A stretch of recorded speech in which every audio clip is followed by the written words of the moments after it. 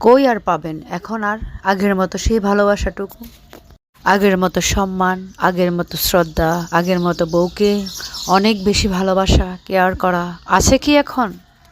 একদমই নেই। সত্যি আগের দিনগুলো অনেক ভালো ছিল। বউকে কখনো করতো না অবহেলা, কখনো অসম্মান করতো না। আগের দিনগুলোই ভালো ছিল। টিকতো সংসার।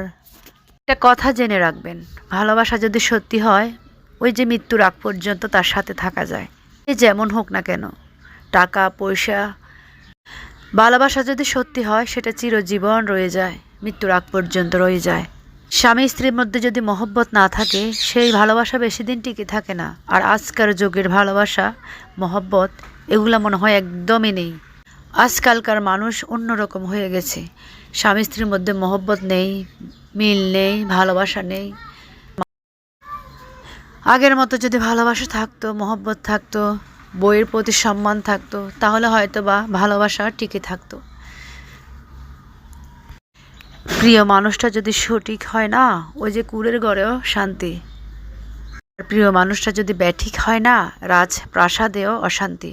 একটা কথা মনে রাখবেন, টাকা পয়সা সব কিছুই না, মহব্বত সবচেয়ে বেশি দামি। টাকা পয়সা কিন্তু দামি না, দুনিয়াতে দামি।